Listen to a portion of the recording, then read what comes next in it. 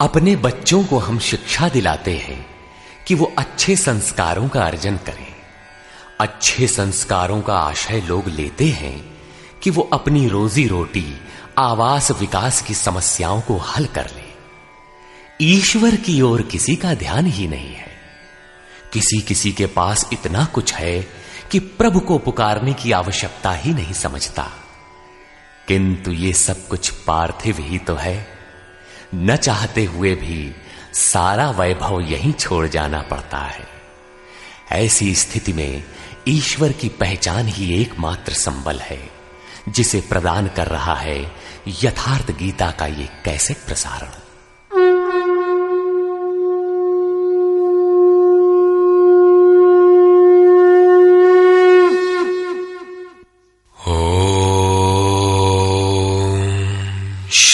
परमात्मने नमः। यथार्थ गीता, श्रीमद् भगवद गीता, अथ 10वां अध्याय। गत अध्याय में योगेश्वर श्री कृष्ण ने गुप्त राजविद्या का चित्रण किया, जो निश्चय ही कल्याण करती है। 10वें अध्याय में उनका कथन है कि महाबाहु अर्जुन, मेरे परम रहस्य युक्त वचन को फिर भी सुन। यहां उसी को दूसरी बार कहने की आवश्यकता क्या है? वस्तुतः साधक को पूर्ति पर्यंत खतरा है।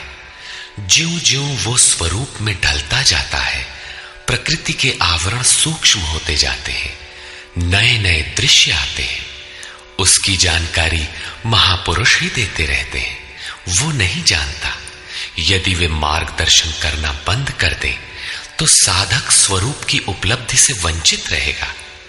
जब तक वो स्वरूप से दूर है, तब तक सिद्ध है कि प्रकृति का कोई ना कोई आवरण बना है। फिसलने लड़खड़ाने की संभावना बनी रहती है। अर्जुन शरणागत शिष्य है। उसने कहा था, शिष्यस्तेहं शाधिमाम त्वाम प्रपन्नम। भगवान, मैं आपका शिष्य हूं, आपकी शरण हूं, मुझे संभालिए। अतः उसके हित की कामना से योगेश्वर श्री कृष्ण पुनः बोले। श्री भगवान उवाच।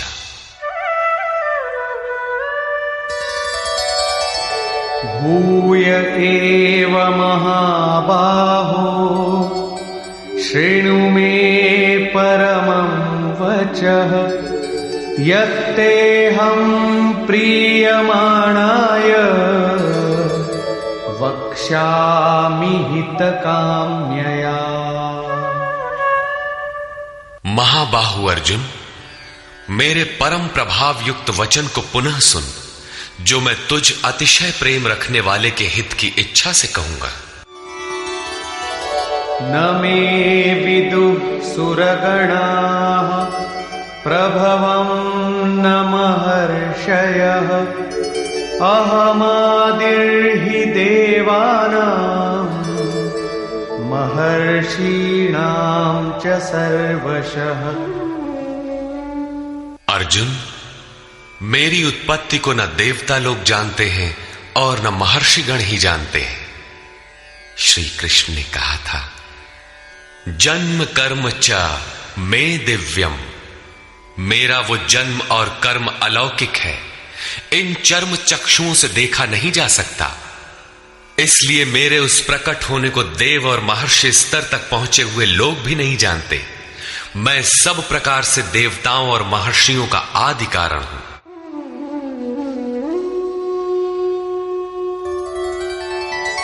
यो मामजमनादिं च वेत्ति लोकमहेश्वरम् असम्मूढः समर्थ्येषु सर्वपापैः प्रमुच्यते।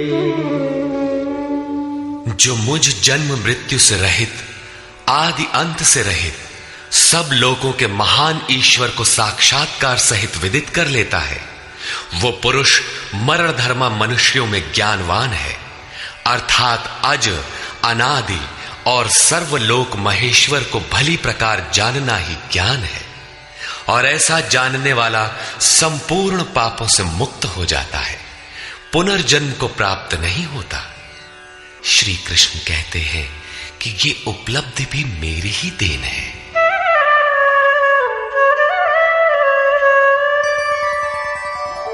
बुद्धिर्ज्ञानमसम्मोहः क्षमा सत्यं दमः शमः सुखं दुःखं भवो भावो भयं चाभयमेव च।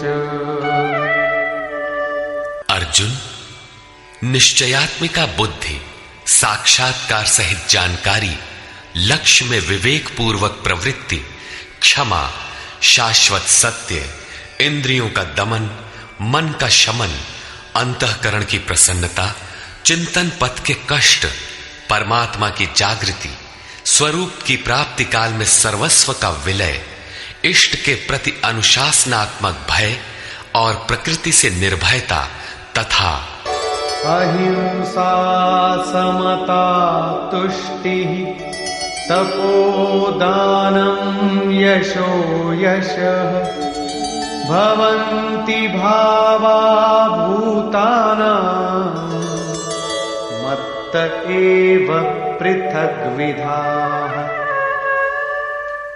अहिंसा अर्थात अपने आत्मा को अधोगति में न पहुंचाने का आचरण, समता जिसमें विषमता न हो, संतोष मन सहित इंद्रियों को लक्ष्य के अनुरूप तपाना, दान अर्थात सर्वस्व का समर्पण, भगवत पथ में मान अपमान का सहन। इस प्रकार प्राणियों के उपर्युक्त भाव मुझसे ही होते हैं। ये सभी भाव दैवी चिंतन पद्धति के लक्षण हैं। इनका अभाव ही आसुरी संपद है। महर्षयः सप्त पूर्वे चत्वारो मनवस्तथा मद्भावा मानसा जाता येषां लोक इमाः प्रजाः। सप्तर्षि अर्थात योग की 7 क्रमिक भूमिकाएं अर्थात शुभेच्छा, सुविचारणा, तनुमानसा, सत्वापत्ति, असंसक्ति, पदार्था भावना और तुर्यगा तथा इनके अनुरूप अंतःकरण चतुष्टय अर्थात मन, बुद्धि, चित्त और अहंकार, उसके अनुरूप मन जो मेरे में भाव वाला है, ये सब मेरे ही संकल्प से अर्थात मेरी प्राप्ति के संकल्प से तथा जो मेरी ही प्रेरणा से होते हैं, दोनों एक दूसरे के पूरक हैं, उत्पन्न होते हैं। इस संसार में ये अर्थात संपूर्ण दैवी संपद इन्हीं की प्रजा है, क्योंकि सप्त भूमिकाओं के संचार में दैवी संपद ही है, अन्य नहीं। एतां विभूतिं योगं च मम यो वेत्ति तत्वतः सोऽविकम्पेन योगेन युज्यते नात्र संशयः। जो पुरुष योग की और मेरी उपर्युक्त विभूतियों को साक्षात्कार के साथ जानता है, वो स्थिर ध्यान योग द्वारा मुझ में एक ही भाव से स्थित होता है। इसमें कुछ भी संशय नहीं है। जिस प्रकार वायु रहित स्थान में रखे दीपक की लौ सीधी जाती है, कंपन नहीं होता, योगी के जीते हुए चित्त की यही परिभाषा है। प्रस्तुत श्लोक में अविकंपेन शब्द इसी आशय की ओर संकेत करता है। अहं सर्वस्य प्रभवो मत्तः सर्वं प्रवर्तते इति मत्वा भजन्ते मां बुधा भाव समन्विता। मैं संपूर्ण जगत की उत्पत्ति का कारण हूं, मुझसे ही संपूर्ण जगत चेष्टा करता है। इस प्रकार मानकर श्रद्धा और भक्ति से युक्त विवेकी जन मेरा निरंतर भजन करते हैं। तात्पर्य यह है कि योगी द्वारा मेरे अनुरूप जो प्रवृत्ति होती है उसे मैं ही किया करता हूं, वो मेरा ही प्रसाद है। कैसे है, इसे पीछे स्थान स्थान पर बताया जा चुका है। वे निरंतर भजन किस प्रकार करते हैं, इस पर कहते हैं,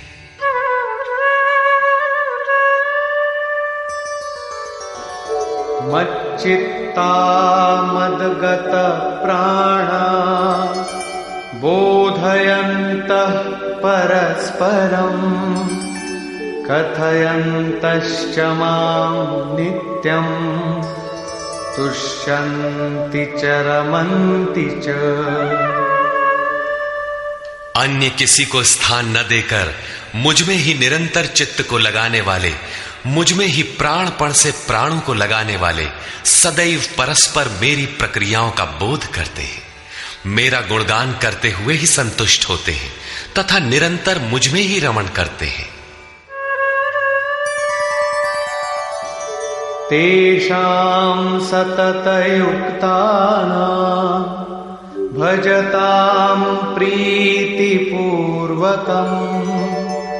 ददामि बुद्धियोगं तम् येन मामुपयान्ति ते। निरंतर मेरे ध्यान में लगे हुए तथा प्रेम पूर्वक भजने वाले उन भक्तों को मैं वो बुद्धि योग अर्थात योग में प्रवेश वाली बुद्धि देता हूं जिससे वे मुझे प्राप्त होते हैं, अर्थात योग की जागृति ईश्वर की देन है। वो अव्यक्त पुरुष महापुरुष योग में प्रवेश दिलाने वाली बुद्धि कैसे देता है?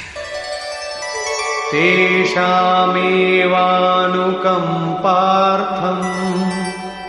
अहमज्ञानजं तमः नाशयाम्यात्मभावस्थो ज्ञानदीपेन भास्वता। उनके ऊपर पूर्ण अनुग्रह करने के लिए मैं उनकी आत्मा से अभिन्न खड़ा होकर, रथी होकर अज्ञान से उत्पन्न हुए अंधकार को ज्ञान रूपी दीपक के द्वारा प्रकाशित कर नष्ट करता हूं।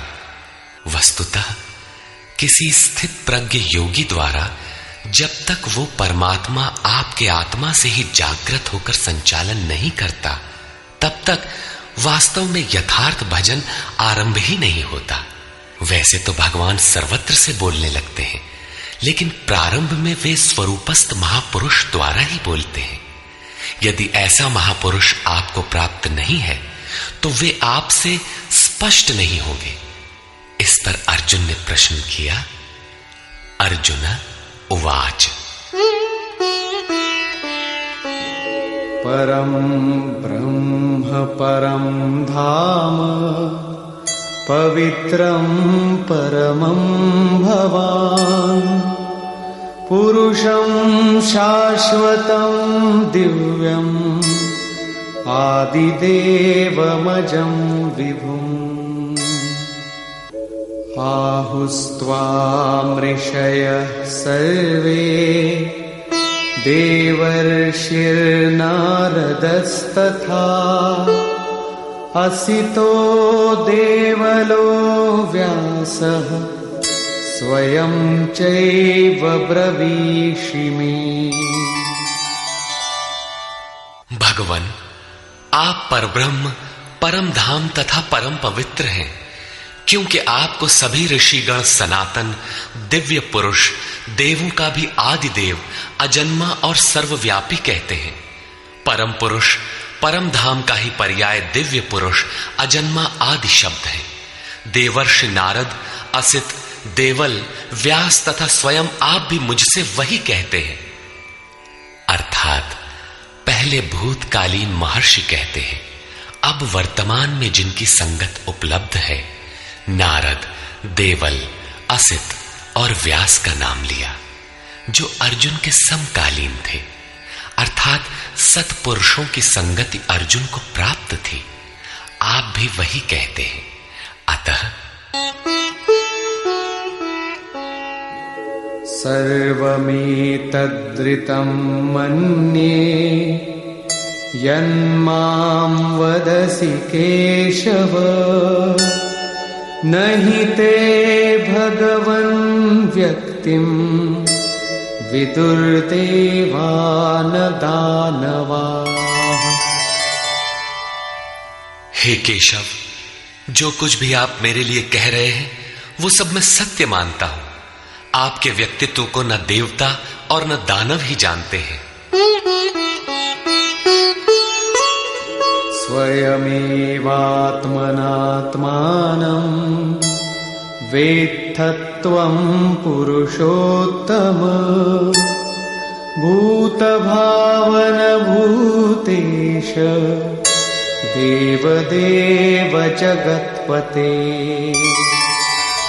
हे भूतों को उत्पन्न करने वाले, हे भूतों के ईश्वर, हे देव देव, हे जगत के स्वामी, हे पुरुषों में उत्तम, स्वयं आप ही अपने को जानते हैं अथवा जिसकी आत्मा में जागृत होकर आप जना देते हैं वो जानता है। वो भी आपके द्वारा आपका जानना हुआ। इसलिए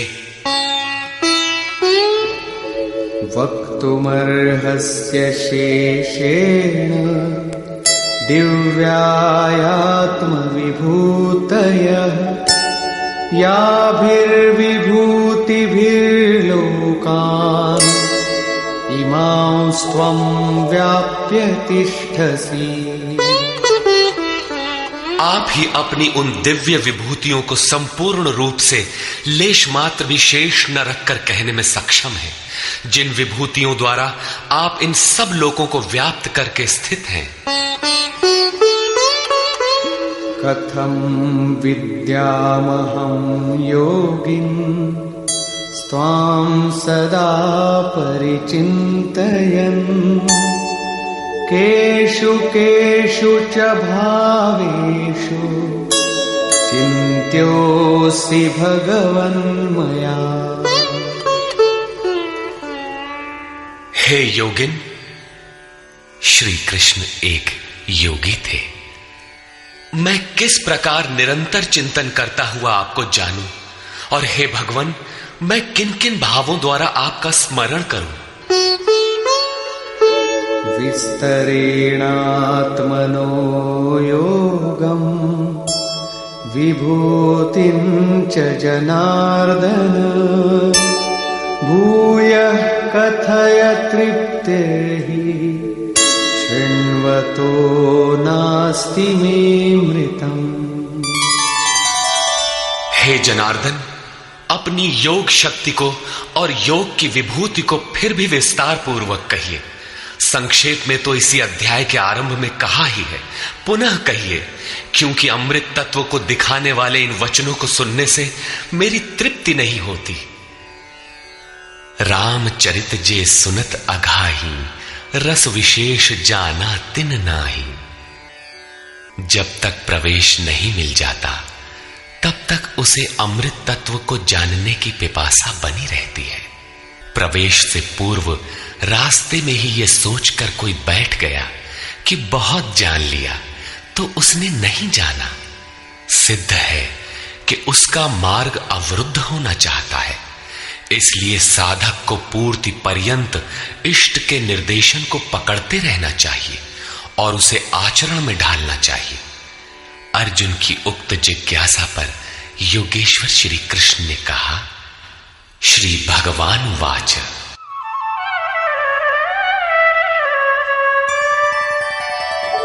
हन्तते कथयिष्यामि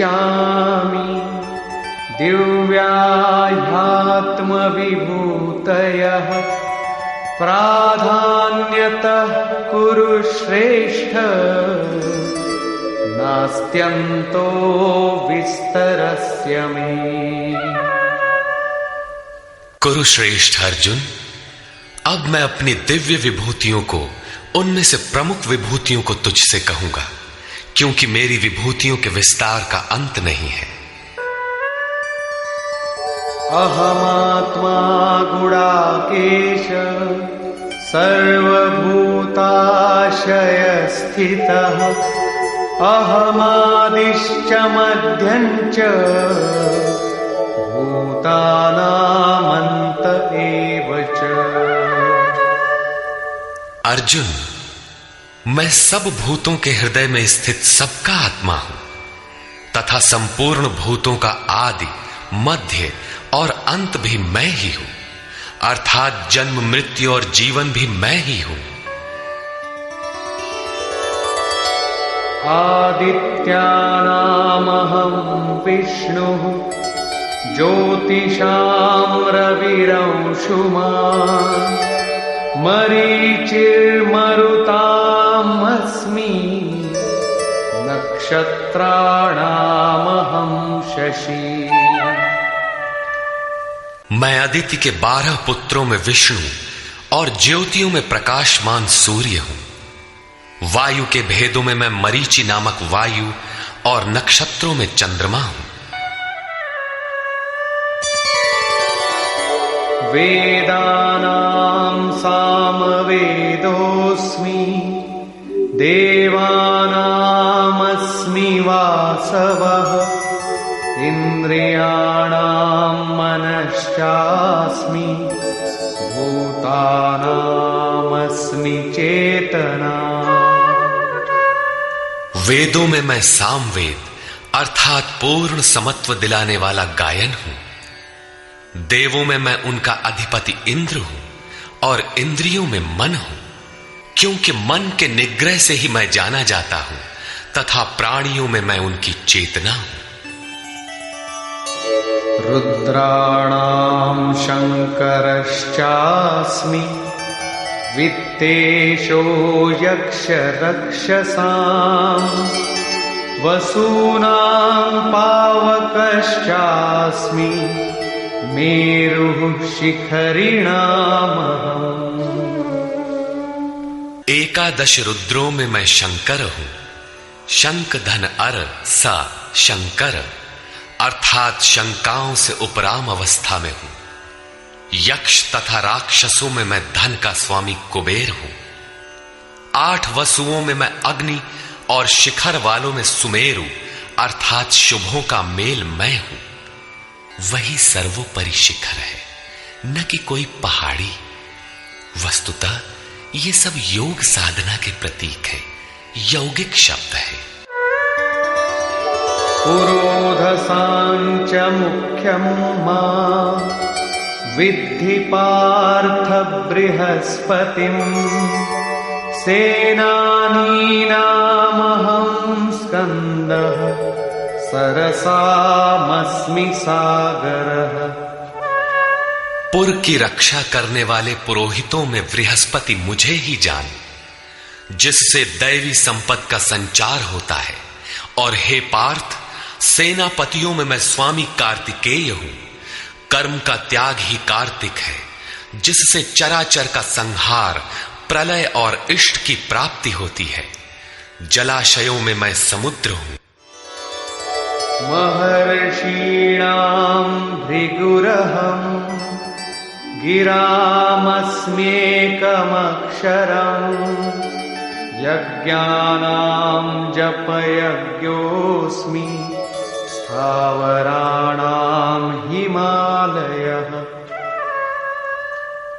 महर्षियों में मैं भृगु हूं और वाणी में एक अक्षर ओमकार हूं, जो उस ब्रह्म का परिचायक है। सब प्रकार के यज्ञों में मैं जप यज्ञ हूं। यज्ञ परम में प्रवेश दिला देने वाली आराधना की विधि विशेष का चित्रण है। उसका सारांश है स्वरूप का स्मरण और नाम का जप। 2 वाणियों से पार हो जाने पर नाम जब यज्ञ की श्रेणी में आता है तो वाणी से नहीं जपा जाता, न चिंतन से, न कंठ से, बल्कि वो श्वास में जागृत हो जाता है। केवल सुरत को श्वास के पास लगाकर मन से अविरल चलना भर पड़ता है। यज्ञ की श्रेणी वाले नाम का उतार चढ़ाव श्वास पर निर्भर है। ये क्रियात्मक है। स्थिर रहने वालों में हिमालय हूं। शीतल, सम और अचल एकमात्र परमात्मा है। जब प्रलय हुआ तब मनु उसी शिखर में बंध गया। अचल, सम और शांत ब्रह्म का प्रलय नहीं होता, उस ब्रह्म की पकड़ मैं हूं। अश्वत्थः सर्ववृक्षाणां देवर्षीणां च नारदः गन्धर्वाणां चित्ररथः सिद्धानां कपिलो मुनिः। सब वृक्षों में मैं अश्वत्थ हूं। अश्व कल तक भी जिसके रहने की गारंटी नहीं दी जा सकती, ऐसा ऊर्ध्व मूलधः शाखम अश्वत्थ। ऊपर परमात्मा जिसका मूल है, नीचे प्रकृति जिसकी शाखाएं हैं, ऐसा संसार ही एक वृक्ष है जिसे पीपल की संज्ञा दी गई है। सामान्य पीपल का वृक्ष नहीं कि पूजा करने लगे। इसी पर कहते हैं कि वो मैं हूं और देवर्षियों में मैं नारद हूं। नाद रंध्रः स नारद। दैवी संपद इतनी सूक्ष्म हो गई कि स्वर में उठने वाली ध्वनि अर्थात नाद पकड़ में आ जाए, ऐसी जागृति मैं हूं। गंधर्वों में मैं चित्ररथ हूं, अर्थात गायन अर्थात चिंतन करने वाली प्रवृत्तियों में जब स्वरूप चित्रित होने लगे, वो अवस्था विशेष मैं हूं। सिद्धों में मैं कपिल मुनि हूं, काया ही कपिल है। इसमें जब लव लग जाए, उस ईश्वरीय संचार की अवस्था मैं हूं। उच्चैश्रवसमश्वानां विद्धि माममृतोद्भवम् ऐरावतं गजेन्द्राणां नराणां च नराधिपम्। घोड़ों में मैं अमृत से उत्पन्न होने वाला उच्चैः श्रवा नामक घोड़ा हूं। दुनिया में हर वस्तु नाशवान है, आत्मा ही अजर अमर अमृत स्वरूप है। इस अमृत स्वरूप से जिसका संचार है, वो घोड़ा मैं हूं। घोड़ा गति का प्रतीक है। आत्म तत्व को ग्रहण करने में मन जब उधर गति पकड़ता है, घोड़ा है। ऐसी गति मैं हूं। हाथियों में ऐरावत नामक हाथी मैं हूं। मनुष्यों में राजा मुझको जान। वस्तुतः महापुरुष ही राजा है, जिसके पास अभाव नहीं है।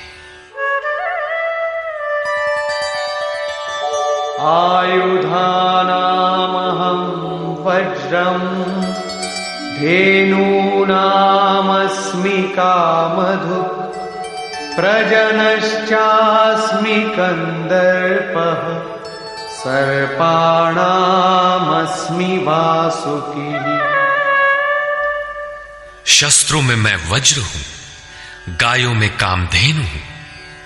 कामधेनु कोई ऐसी गाय नहीं है जो दूध के स्थान पर मनचाहा व्यंजन परसती हो।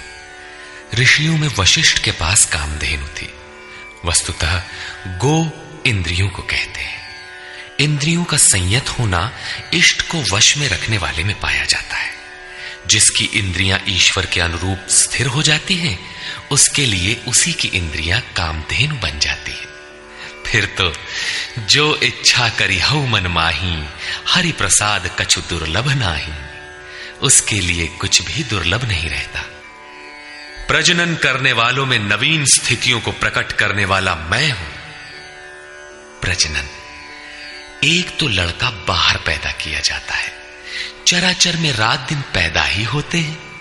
चूहे चींटी रात दिन करते हैं ऐसा नहीं, बल्कि एक स्थिति से दूसरी स्थिति, इस प्रकार वृत्तियों का परिवर्तन होता है। वो परिवर्तित स्वरूप मैं हूं। सर्पों में मैं वासुकी हूं। अनन्तश्चास्मि नागानां वरुणो यादसामहम् पितॄणामर्यमा चास्मि यमः संयमतामहम्। नागों में मैं अनंत अर्थात शेष नाग हूं। वैसे तो ये कोई सर्प नहीं है। गीता की समकालीन पुस्तक श्रीमद् भागवत में इसके रूप की चर्चा है कि इस पृथ्वी से 30,000 योजन की दूरी पर उस परमात्मा की वैष्णवी शक्ति है, जिसके सिर पर यह पृथ्वी सरसों के दाने की तरह भार रहित टिकी है। उस युग में योजन का पैमाना चाहे जो रहा हो, फिर भी यह पर्याप्त दूर है। वस्तुतः ये आकर्षण शक्ति का चित्रण है। वैज्ञानिकों ने जिसे ईथर माना है। ग्रह उपग्रह सभी उसी शक्ति के आधार पर टिके हैं। उस शून्य में ग्रहों का कोई भार भी नहीं है। वो शक्ति सर्प की कुंडली की तरह सभी ग्रहों को लपेटे है। यही है वो अनंत, जिससे पृथ्वी धारण की जाती है। श्री कृष्ण कहते हैं, ऐसी ईश्वरीय शक्ति मैं हूं। जलचरों में उनका अधिपति वरुण हूं तथा पितरों में अर्यमा हूं। अहिंसा, सत्य, अस्तेय, ब्रह्मचर्य और अपरिग्रह 5 यम हैं। इनके पालन में आने वाले विकारों को काटना अरह है। विकारों के शमन से पितृ अर्थात भूत संस्कार तृप्त होते हैं, निवृत्ति प्रदान कर देते हैं। शासन करने वालों में मैं यमराज हूं अर्थात उपर्युक्त यमों का नियामक हूं।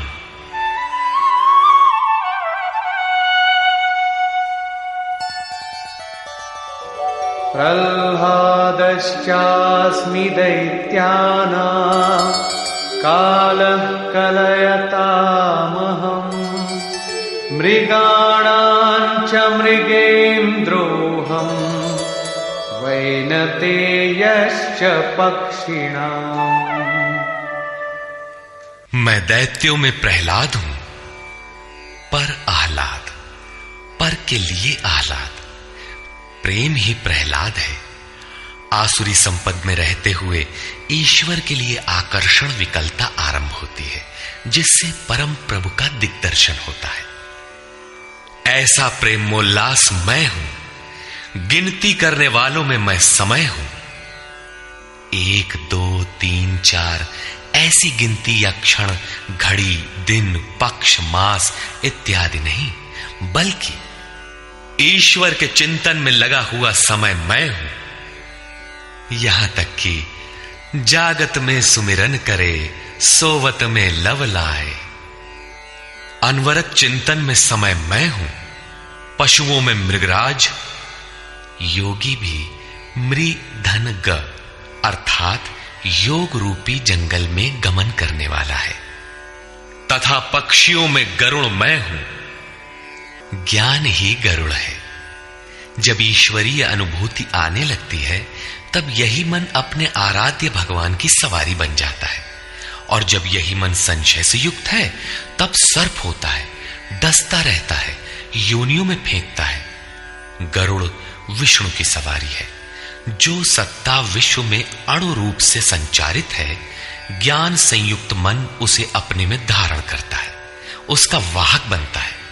श्री कृष्ण कहते हैं, इष्ट को धारण करने वाला मन मैं हूं। पवन पवतामस्मि रामः शस्त्रभृतामहम् झषाणां मकरश्चास्मि स्रोतसामस्मि जाह्नवी। पवित्र करने वालों में मैं वायु हूं, शस्त्रधारियों में राम हूं। रमन्ति योगिनः यस्मिन् स रामः। योगी किसमें रमण करते हैं? अनुभव में।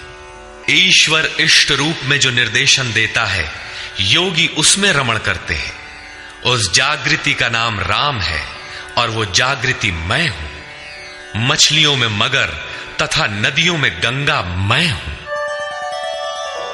सर्गाणामादिरन्तश्च मध्यं चैवाहमर्जुन अध्यात्मविद्या विद्यानां वादः प्रवदतामहम्।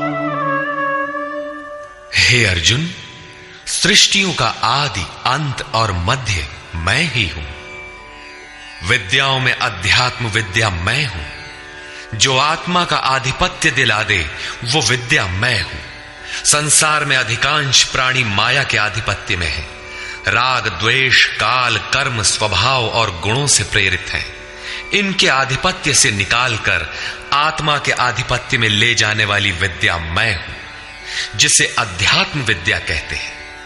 परस्पर होने वाले विवादों में ब्रह्म चर्चा में जो निर्णायक है, ऐसी वार्ता मैं हूं। शेष निर्णय तो अनिर्णीत होते हैं। अक्षराणामकारोऽस्मि द्वन्द्व सामासिकस्य च अहमेवाक्षयः कालो धाताहं विश्वतो मुखः। मैं अक्षरों में आकार, ओमकार तथा समासों में द्वंद्व नामक समास हूं। अक्षय काल मैं हूं। काल सदैव परिवर्तनशील है, किंतु वो समय जो अक्षय अजर अमर परमात्मा में प्रवेश दिलाता है, वो अवस्था मैं हूं। विराट स्वरूप अर्थात सर्वत्र व्याप्त, सबको धारण पोषण करने वाला भी मैं ही हूं। मृत्युः सर्वहरश्चाहम् उद्भवश्च भविष्यताम् कीर्तिः श्रीर्वाक्च नारीणाम् स्मृतिर्मेधा धृतिः क्षमा। मैं सबका नाश करने वाला मृत्यु और आगे होने वालों की उत्पत्ति का कारण हूं। स्त्रियों में मैं यश, शक्ति, वाक्पटुता, स्मृति, मेधा अर्थात बुद्धि, धैर्य और क्षमा मैं हूं। अध्याय 15 में श्लोक 16 के अनुसार पुरुष दो ही प्रकार के होते हैं, क्षर और अक्षर। संपूर्ण भूतादिकों की उत्पत्ति और विनाश वाले ये शरीर क्षर पुरुष हैं। वे नर, मादा, पुरुष अथवा स्त्री कुछ भी कहलाएं, श्री कृष्ण के शब्दों में पुरुष ही है। दूसरा है अक्षर पुरुष, जो कूटस्थ चित्त के स्थिर काल में देखने में आता है। यहां भी बुद्धि इत्यादि स्त्रियों के ही गुण बताए गए। क्या इन सद्गुणों की आवश्यकता पुरुषों के लिए नहीं है? कौन ऐसा पुरुष है जो श्रीमान, कीर्तिवान, वक्ता, स्मरण शक्ति संपन्न, मेधावी, धैर्यवान और क्षमावान नहीं बनना चाहता? बौद्धिक स्तर पर कमजोर लड़कों में इन्हीं गुणों का विकास करने के लिए माता पिता पढ़ाई की अतिरिक्त व्यवस्था करते हैं। यहां कहते हैं कि ये लक्षण केवल स्त्रियों में पाए जाते हैं। अतः आप विचार कर देखें कि स्त्री कौन है। वस्तुतः आपके हृदय की प्रवृत्ति ही नारी है। उसमें इन गुणों का संचार होना चाहिए। इन गुणों को धारण करना स्त्रीलिंग पुल्लिंग सबके लिए उपयोगी है।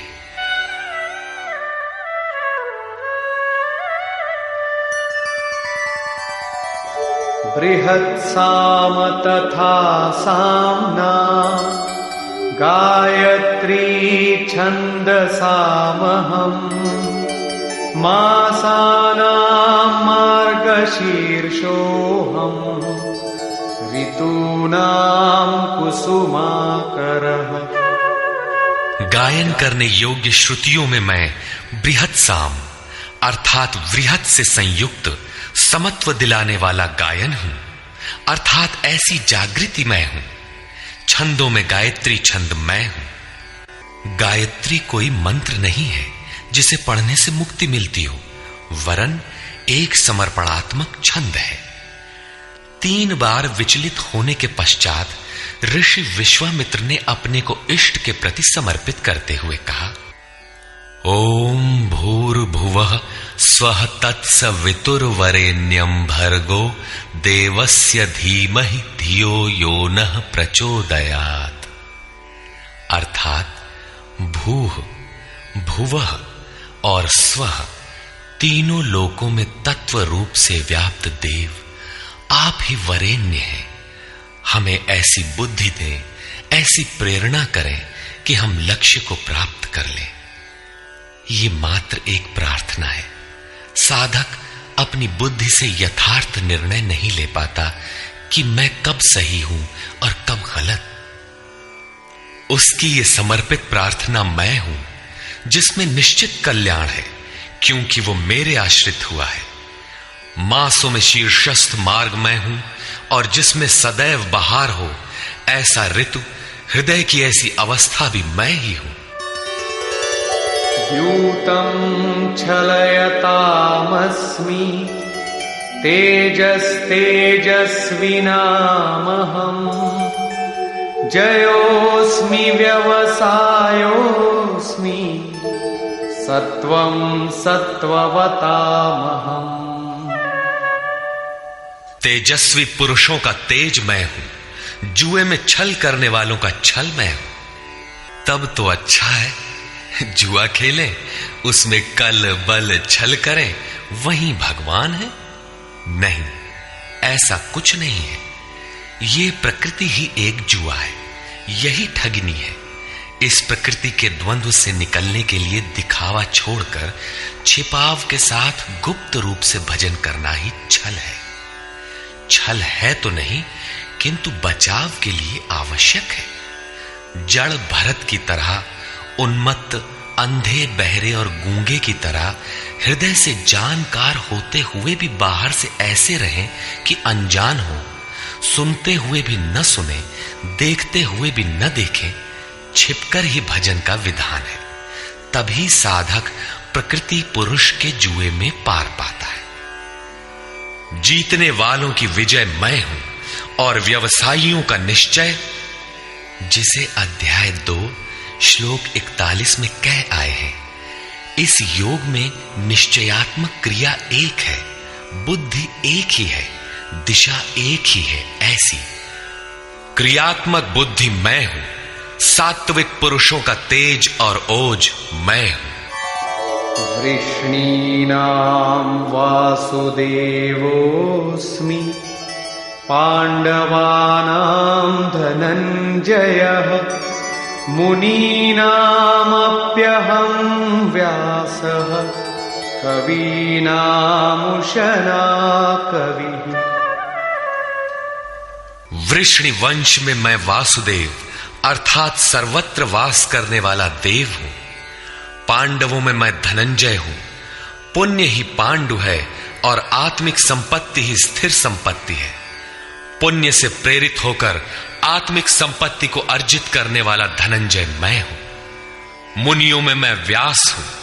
परम तत्व को व्यक्त करने की जिसमें क्षमता है, वो मुनि मैं हूं। कवियों में उष्णा अर्थात उसमें प्रवेश दिलाने वाला काव्यकार मैं हूं।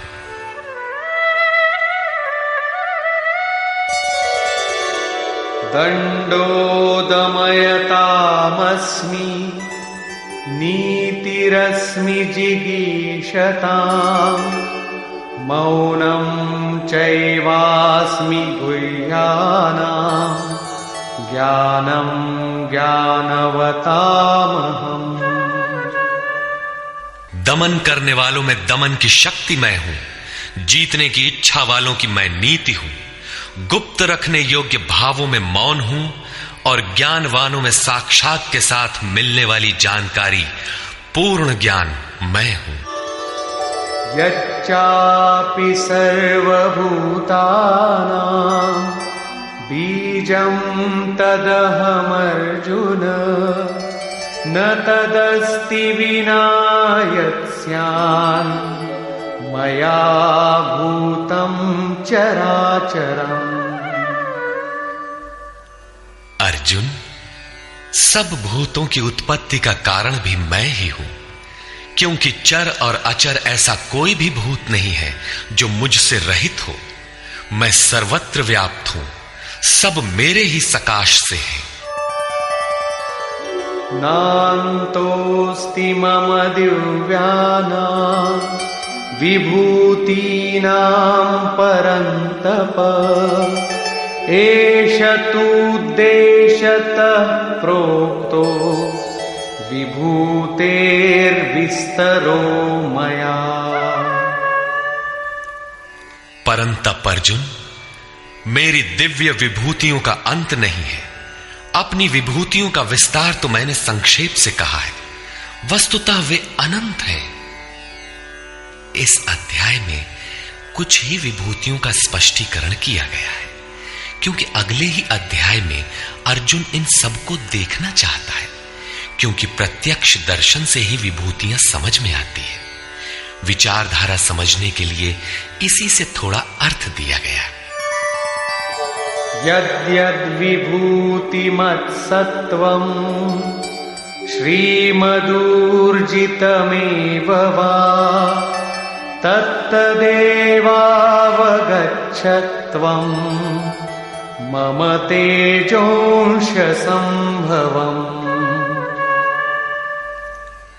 जो भी ऐश्वर्य युक्त, कांति युक्त और शक्ति युक्त वस्तुएं हैं, उनको तू मेरे तेज के एक अंश मात्र से उत्पन्न हुई जान।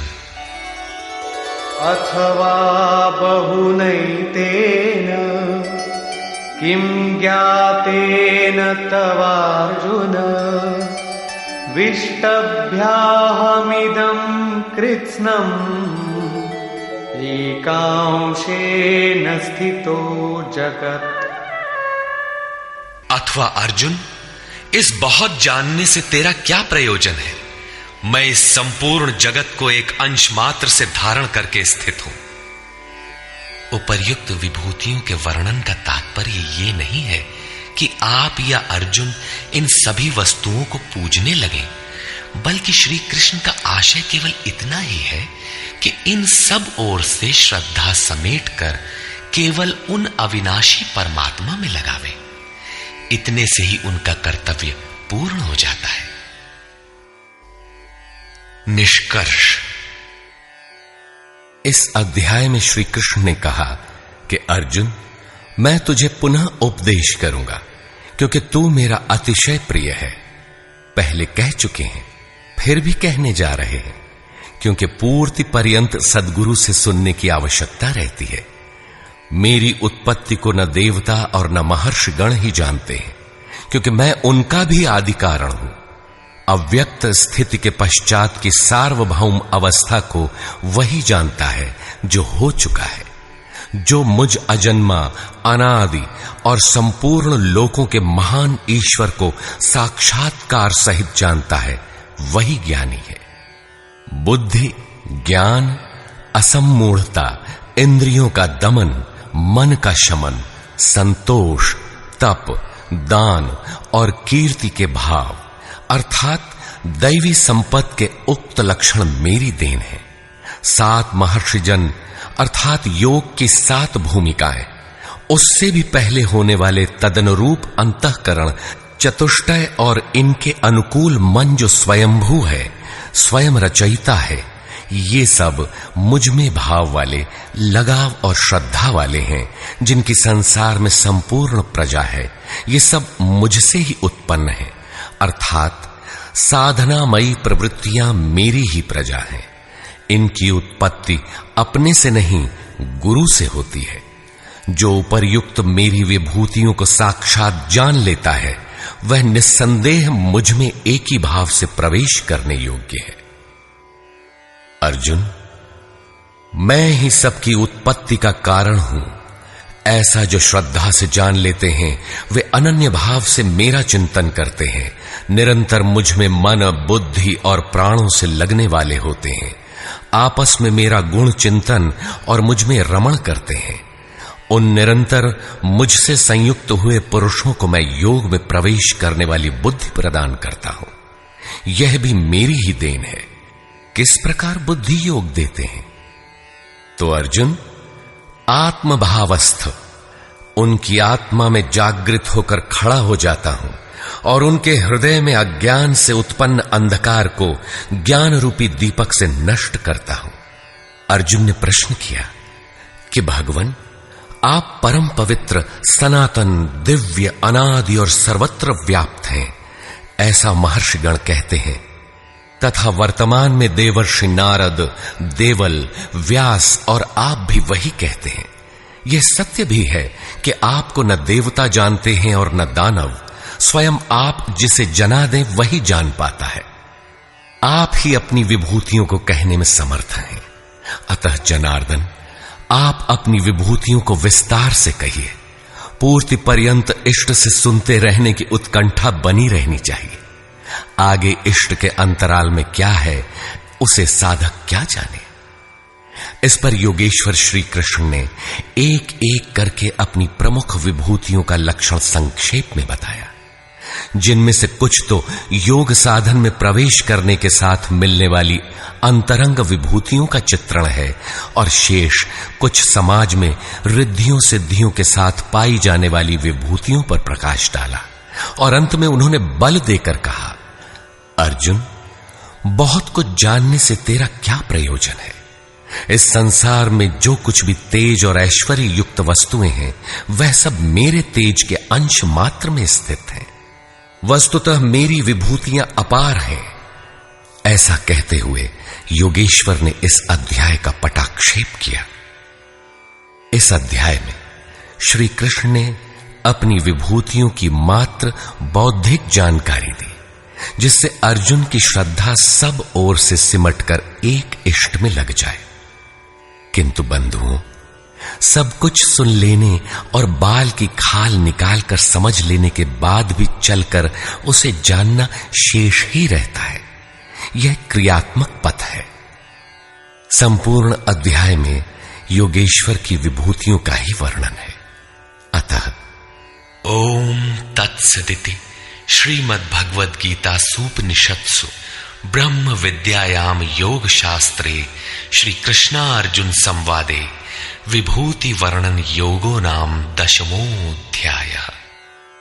इस प्रकार स्वामी अड़गड़ानंद कृत श्रीमद् भगवद गीता के भाष्य यथार्थ गीता का 10वां अध्याय पूर्ण होता है।